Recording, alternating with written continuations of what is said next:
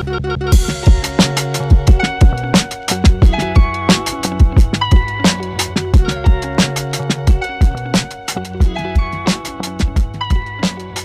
I'm Cary Herzberg, and this is the Myopia Mindset. This is your weekly shot in the arm for all things motivation, education, and inspiration on your path towards success with myopia management.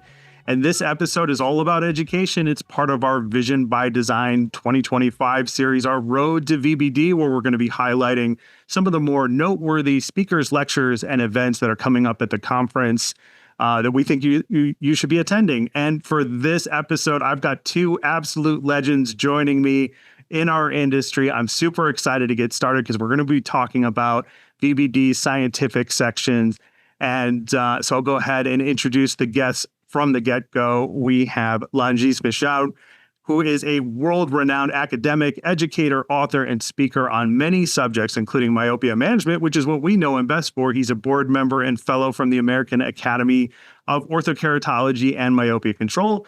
He's here to talk about his lecture and the scientific section at VBD. Langis, welcome to the podcast. Welcome, Matthew, and real pleasure to be with you and everyone who will listen to us today. Yes, definitely. And I have also Dr. Cary Herzberg. He's our returning champion, my regular guest co-host. He's been on a bunch of episodes with me, one of the all-time legends of ortho-cam myopia management, co-founder of the American Academy of Orthokeratology and Myopia Control, past president of the International Academy, responsible for so many outstanding outcomes in patient care and guidance when it comes to so many of us who have pursued a path in ortho-cam myopia management. Cary, welcome back to the podcast. It's good to be back here, guys. Looking forward to this one.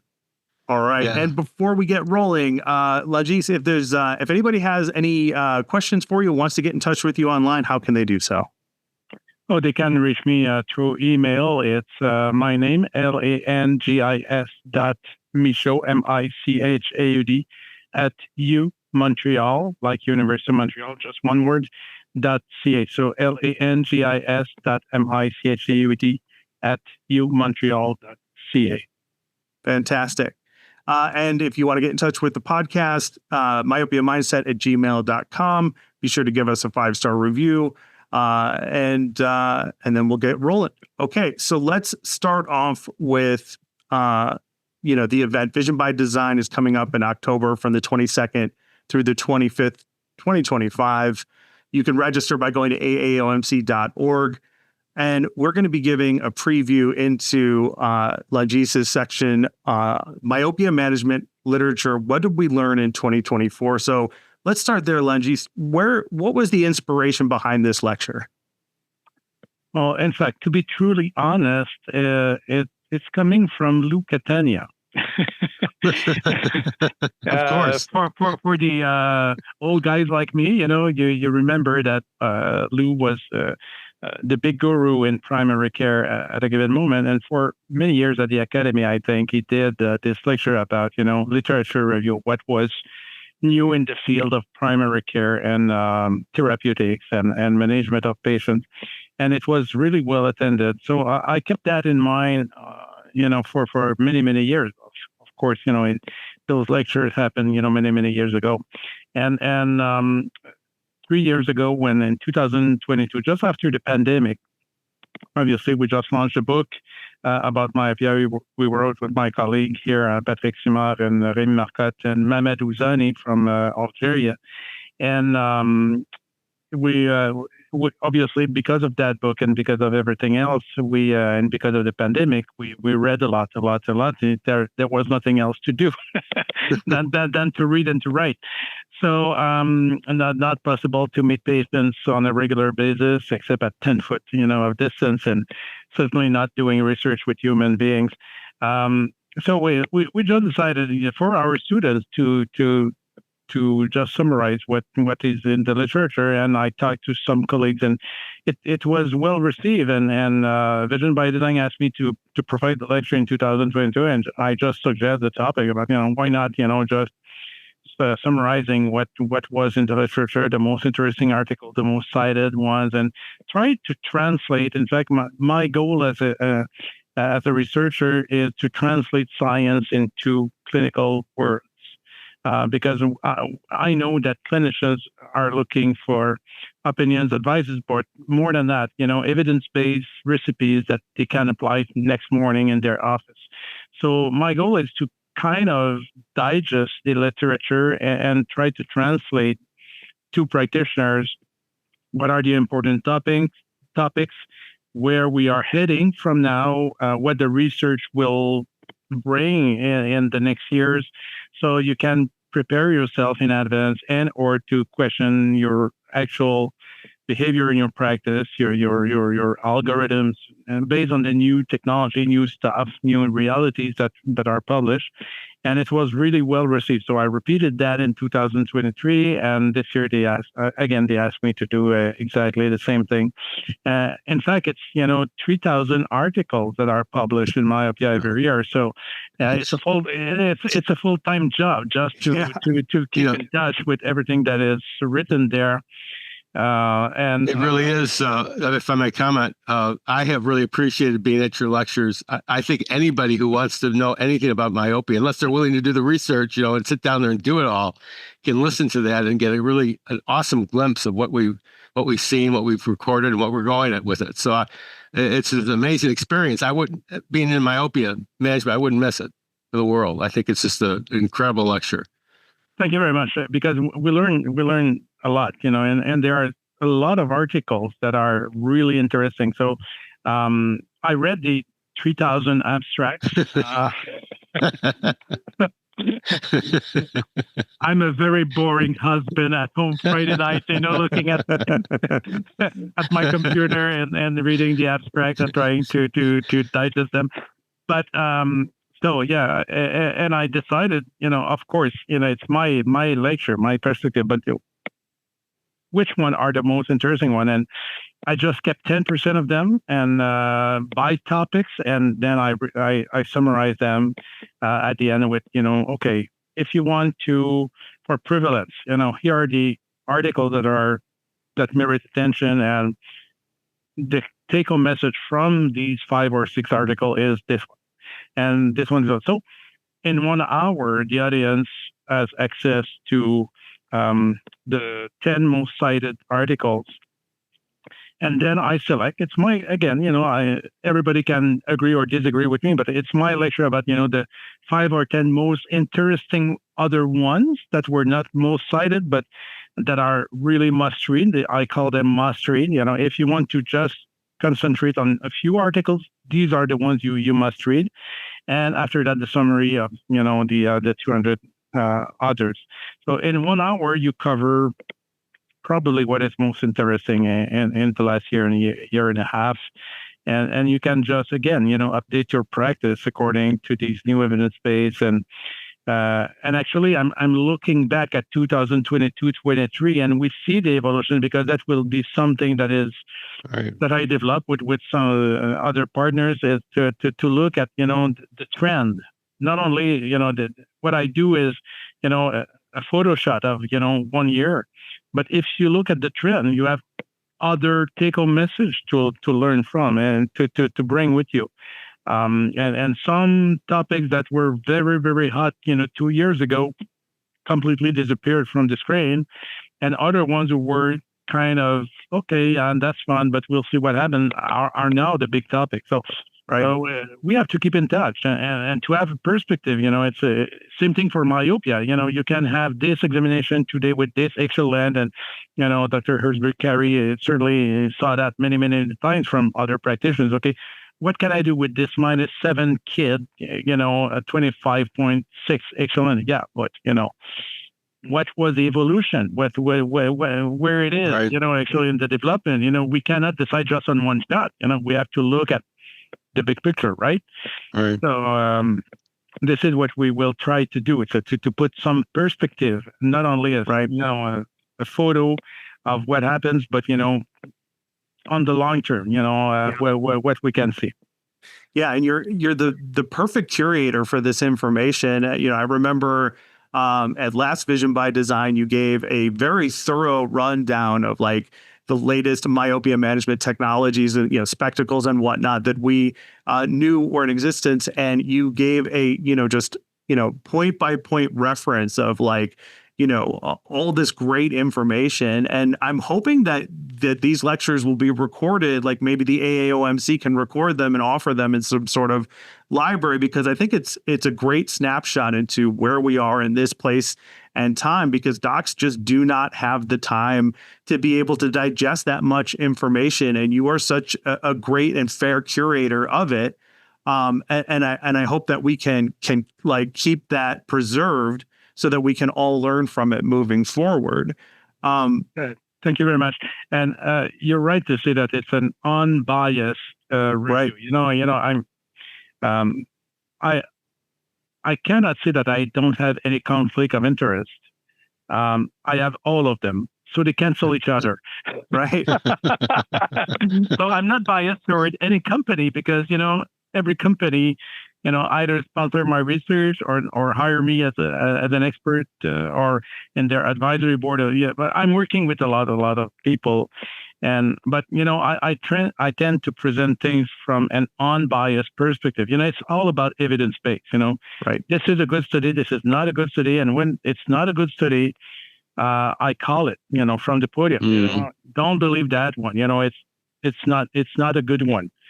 I even use some words that may not be that gentle and nice, but it's Right. I say from out loud that okay, believe this, don't believe that, at least from my perspective. And again, everybody in the crowd and around the world can disagree with me, and I'm really open for discussion on that. But when you look at the details, I had this discussion about glasses with a group of optometrists here the other day.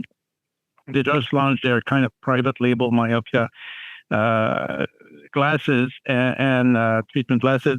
And this is a lens coming from Israel first, and then was developed in Spain a little bit, or studied at least in Spain. And better than single vision, of course, but it's not half efficient of what we have and what we know. We are fortunate in Canada, again, that this is another perspective to add, and I'm favored to be in a country where either Health Canada is very loosey, or, but I think they are probably more open to new technology. I don't know.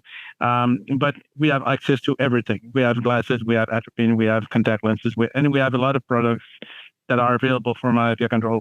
On the other hand, we have not access to a lot of medication and other products that you have access to, to treat disease and dry eye and all that stuff. So it's a counterbalance. But at least in glasses, we have a very good experience here on that. And so, I it's part evidence-based, part of my clinical practice, part of my experience. I'm also very, very fortunate to travel around the world. Not as much as Cary traveled, during his years, because your name Cary is still resonating, around the world. Thank you for really, that. it's that the reality. I hear your name, every time I'm in an ortho-K meeting. Wait, do you know Dr. Cary Herzberg? Of course, you're talking about the God here, of course, I know him, but and I'm exposed to various technology and various realities around the world. So again, I tend to bring all of this information here. Just for the red light therapy, for example, if you look at the literature, it's probably the best thing ever invented. But if you speak with the ophthalmologist on the ground, where it is practiced, it's a completely different reality. So it helps me just to kind of balance information and to provide the best information I can to practitioners. Yeah, I've really appreciated that red light therapy example too, because we were all here waiting for this, supposed technology to take hold and use it, and you were actually to clear a lot of that up. And we hear everything about all kinds of rumors on both sides of it. So it's great to hear your perspective and be able to, make an opinion based on informed information rather than just speculation or whatever one person said. So it makes all the difference for us. Yeah. And for the kids, because don't forget that the patient is the kid in our chair. That's right. Is the most important person in front of us. Yes. We can wave our flags and we are good, and at the end, if we don't make the difference for that kid in our chair, and that kid is never the average of the studies. No. That's true. Always. Right? Always, and this is why, I really like to put the word customization, personalization, in front of everything, because, okay, here are the results for a group of 3,000 Asian people, but you have a Caucasian or you have, a Latino patient in your chair. That doesn't mean that this study applies to that kind of, ethnicity. Right. And even if you have an Asian patient, they're not living in the same environment. They're not eating the same food. They're not reading at the same level, and they are not attending the school at the same rate. So again, this is evidence-based, but try to understand what is going on with that particular kid. And again, on the long term, look at the data, and you will make the best choice possible. Yeah. And the other noteworthy point for this is that we have kind of a new problem in the myopia industry. Years ago, the argument was from a lot of ECPs, well, when the research is out, let me know, then I'll jump on board. And a lot of clinicians like Cary and yourself and others from the AAOMC were like, we can't wait on this. We got to start trying to address this problem now. Yes, the research is very important because it ultimately proves what we're all doing, but we have to start moving at a much faster pace. The problem I feel like we're facing now is twofold. One, we have so much information, so much research. There's so much coming out about myopia that a lot of ECPs now don't even know where to start and how to present this information. What the second part of that problem then is that you have a lot of new to myopia management docs who are like, I feel like I need to be an expert to do ortho-K or myopia management, and I don't. And we say on the podcast all the time, look at the research, read the papers, familiarize yourself, become the expert. So I think one of the added benefits of your lecture, and this is why I was saying I hope it gets recorded, is that you're helping to point these docs in the appropriate direction. Focus your time here. These are the important things. This is the stuff that has, persevered through time, and this is where we're going in the future. Yeah, you're perfectly right. These are the two main problems. I would add one is, and probably I don't want to insult anybody here, but we are all busy, and I include myself in that kind of bunch of practitioner, is we tend to repeat what is working, and we are afraid of new challenges because we are afraid to lose time, we are afraid to lose money, we are afraid to harm patients, and that we would treat differently, and we know that it would be probably better. So to change our behavior, to change our habit, it's a very difficult thing to do. But, you cannot be an expert if you don't start with the first kid in your chair. Mm-hmm. It's kid by kid by kid by kid. You cannot buy this experience. You can read everything. I have wonderful, beautiful mind here as students in Montreal, as they are in every school of optometry in North America. And they can, repeat a textbook of 800 pages, word by word, understanding each of them. And when the first patient is coming in the clinic, they don't know what to do with him. It's an experience. Yes, you have to have the knowledge, but at a given point, you have to put your feet in the water and you have to do the things. You have to do your first case. Do you remember your first case, Cary? No, I don't. Not anymore. I will tell you, it was not in ortho-K words. It was in scleral lenses, but I was introduced by Bob Reese and oh my gosh, yeah, Bob. Bless his soul. Yeah. And God bless him. But on scleral lenses, but nobody educate me on how to apply a scleral lens on the eye. So my first case, finally, I decided after 3 months, after having talked to Bob, okay, let's start this strange device because I have nothing else to try on that patient. this is the worst thing to do, by the way, to try something new on someone where nothing works. And you don't know what's going to happen. Yeah, you don't know what's going to happen. It's a recipe for a complete disaster. But, I tried that, and I applied the Cerulence with no saline in the reservoir. Sure. Yeah. Nobody told me to fill in with saline. I put it just like a regular gas perm lens, and obviously there was a ton of bubbles here and there. Yeah. So, and the patient didn't see was not comfortable. I said, okay, it's not working, and it took me 6 months to go back and then to ask someone who knew, and I learned, oh my God, what I did, But after that, patient after patient after patient, I gained my confidence, I gained my experience, and then I developed ways to evaluate patients and to improve my outcome. What I say to my students is, don't try to be expert with everything at the first time, at the first morning. Be familiar. Let's say you want to be an ortho, okay, that's perfect, that's fine. Start to educate yourself about one design, be familiar with what design, what it does, what it doesn't do, and try to fit your first, second, third patient. Ask the consultant, because these are your best friends. You have to work with manufacturers' consultation team. They are the ones who know their products. And then when you are familiar with that one, after it's 5, 10, 15, 20 cases, you can jump on another design that offer you other options and other possibilities to treat your patient. Maybe the design suits better for this particular condition or the other one. I don't know. But because you know what to do with the first set of ortho-key you tried, then you begin to learn more quickly on the second one, because the principles are the same, right? Right. So step by step, and then the rest is history. If you do that once every 3 months, obviously it's a waste of time.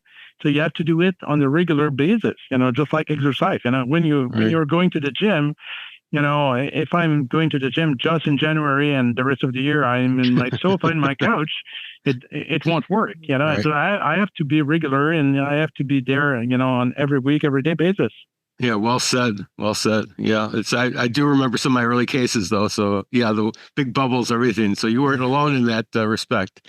So, but and with your experience, Cary, if you pile up all the lenses you prescribe over the years, oh my God, probably you can go from San Francisco to New York, back and forth. Almost. Yeah. Yes, pretty close. Yeah. But we finally did figure it out. I mean, there was no book, there was no guide in those days, even to help. So, except for Dr. Breeson and the rest of those exactly. fitters. And at the end, the more you know, the more you develop a specific knowledge that you don't know. Huh. And what you know after so many cases is probably just your limits.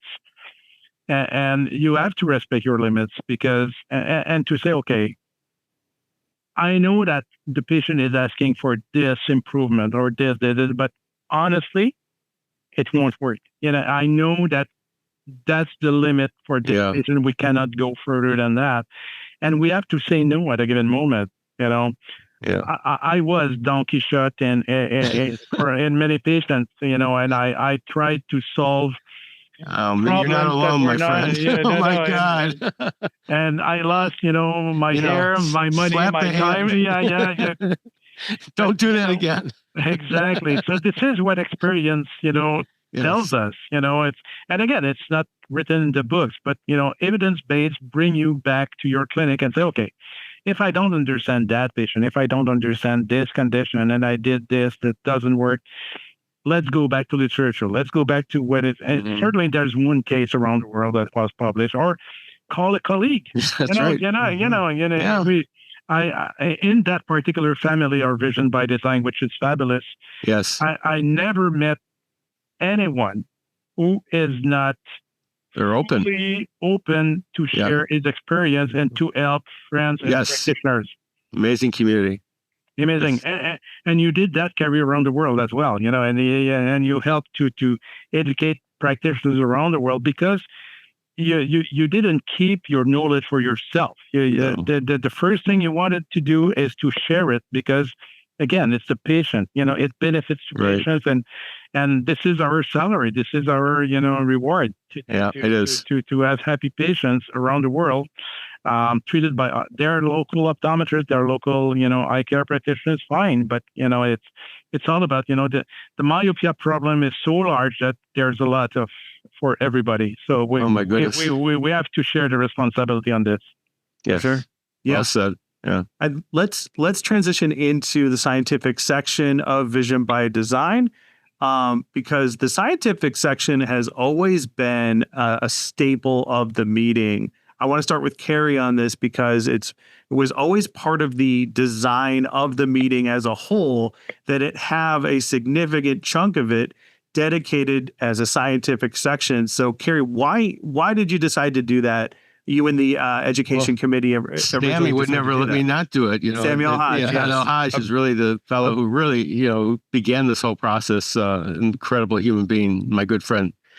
So he was basically the progenitor of this whole thing, the scientific committee. So all we have today is really from Sammy's work that he did with bringing people he knew around the world. He was, as well acquainted in Europe as he was in the States and in the Asia with the top doctors over there. So he would bring in the top names for us to share and all that all that knowledge, which was, I thought that one piece of segment that we set aside on Friday, right? From I think it was like the first start to like 2:00 in the afternoon was all scientific section. And how could you not have a group without having a scientific committee, a scientific section that would, as long as you just said, push it forward, the frontier, increase the knowledge, So yeah. Yeah, and over the years, we've had great, lecturers like Donald Tan. It comes to mind, for instance. Oh my God, that was my moment. I mean, when Donald Tan came over to speak about low dose atropine, he is the god of atropine, basically, and to sit there and talk to our group, I thought we had finally, I thought we finally made it at that point. Yes, to have the Dr. Tan talk about that topic in front of us. So wow, we've come a long way. You got to remember.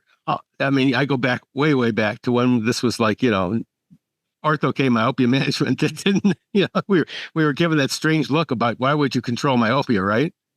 Because myopia brings the bread and butter into the practice. Why control it? I mean, it's just making money for doctors. So we got that strange. Every time we talk about myopia management, myopia control, we would, run into a real buzzsaw, because doctors weren't really interested in, in ruining their golden egg here. But yeah. I love it. And Langis, what is the goal of this year's scientific section as a whole? Like, as we've talked about, there's so much new information.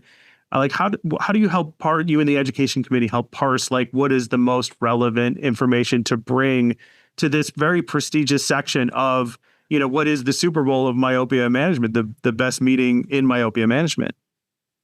Yeah, the first thing to do is to listen to the needs of practitioners.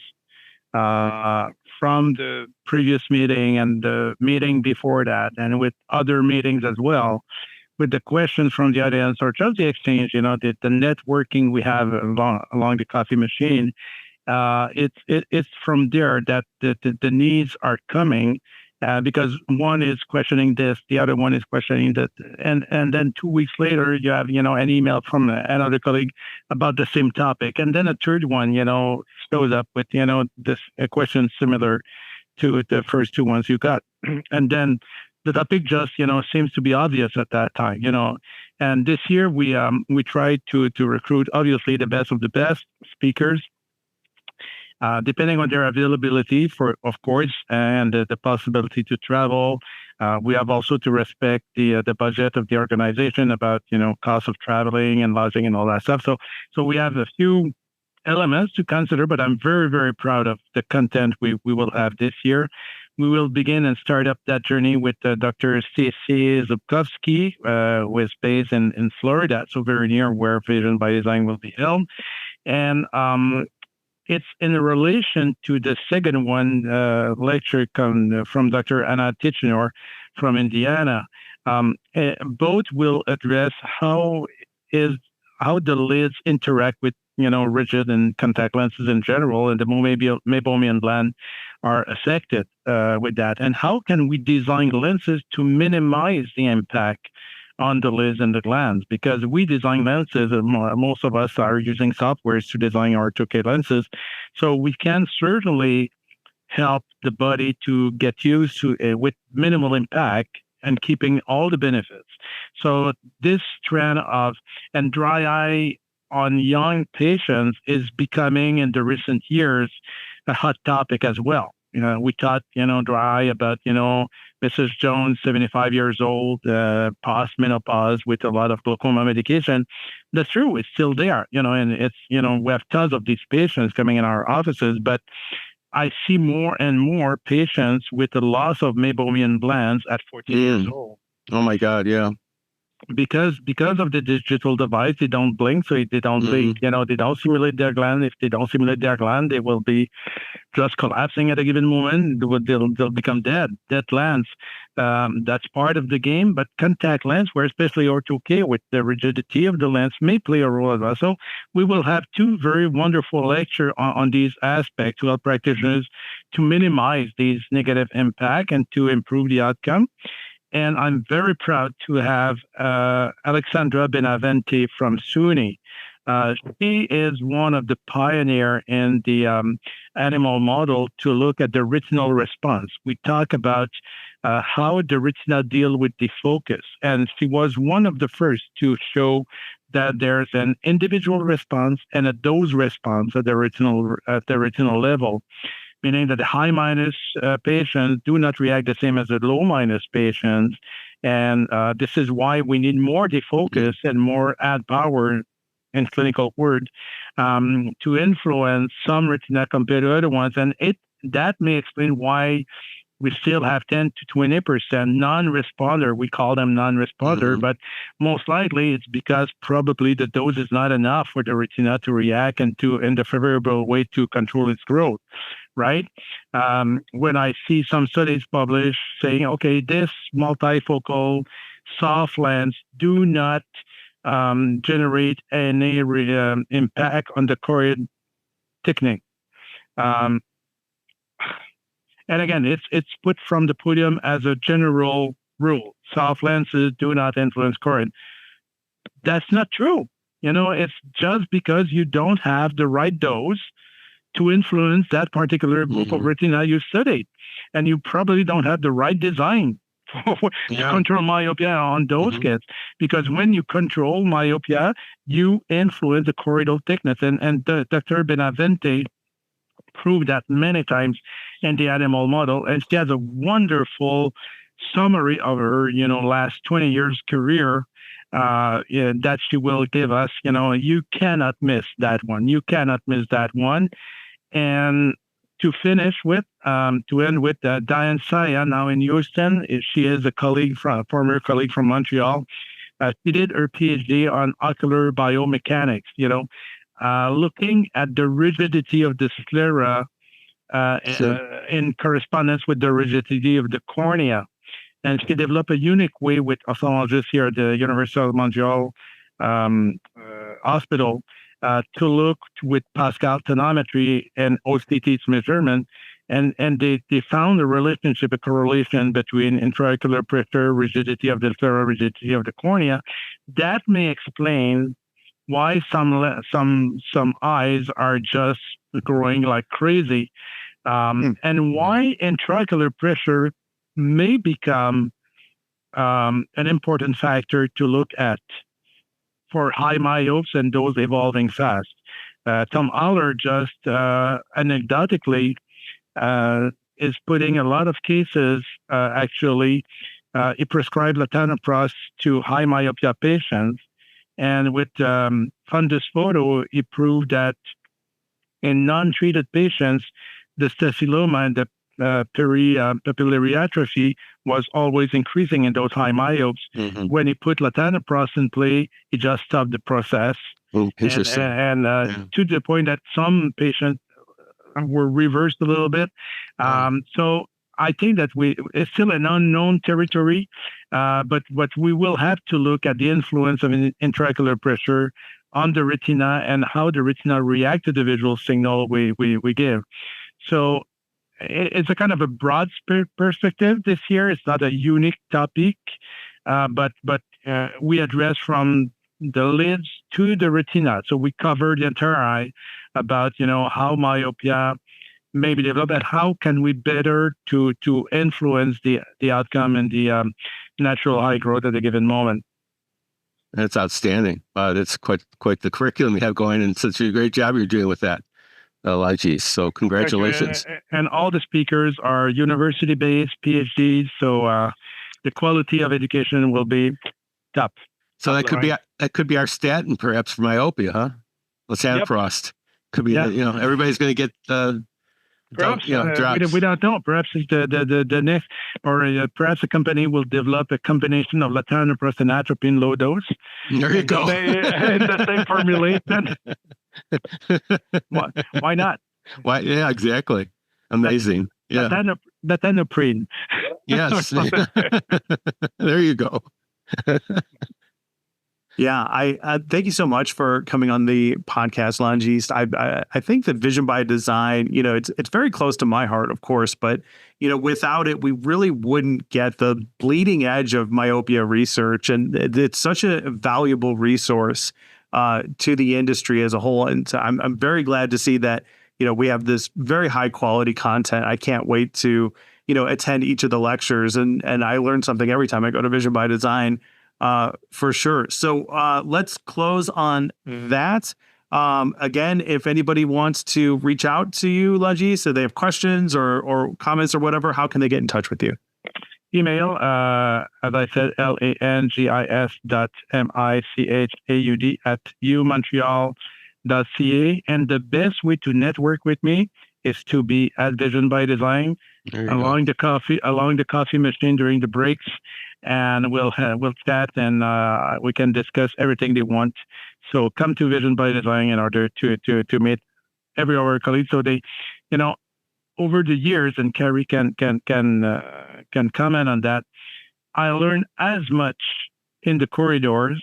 Oh, absolutely. Than in the room. More in the corridors, the bathrooms, wherever. I won't go there, but Okay. I will not ask what did you learn in the bathroom. But yeah, there you go. Yes. but certainly, the message is that don't neglect the networking effect of colleagues over there. And again, I never found anyone reluctant to give some advice or to be part of a discussion just to explore some new ideas. Yeah, well said. Very well said. And for my part, if you're enjoying this episode, there's actually more waiting for you. We release extended versions of every episode that we do exclusively for our paid supporters, along with monthly bonus content you won't find anywhere else. It's just $12 a month, which is about the cost of a cup of coffee. And so I like to say, if you would buy me a cup of coffee to have on amazing guests like we've had today, then please consider supporting the Myopia Mindset. You can do so at myopiamindset.com or via our Substack. And gentlemen, thank you so much. I really enjoyed this discussion. And I meant what I said, Langis, the AOMC should be, recording your lectures, specifically the one you're going to give, because it's going to be a valuable resource for the future. So if they can't do it, I will donate my time and the podcast to do so, because it absolutely needs to be preserved. Yeah, thank you very much for that. I don't think that it's in the plan because of budget reasons to record the lectures, but I may take the idea and to develop a webinar on that, because I know that AOMC developed some webinars. So I may suggest this topic to them and to translate this lecture into a webinar. Yeah, definitely. It needs to happen, in my opinion. So we'll see you at Vision by Design. AAOMC.org is how you learn more and register for the events coming up October 22nd through the 25th in Palm Beach, Florida. I go every year. I'll see you there. Mention that you approach us and say, hey, I saw this episode. Let's fill the halls. Let's get the meeting. Yep. Yep. Palm Beach is not a bad city. Oh, beautiful. Great destination. Yeah, for sure. All right. So thanks again, gentlemen. And for everybody else, we will see you at the next one.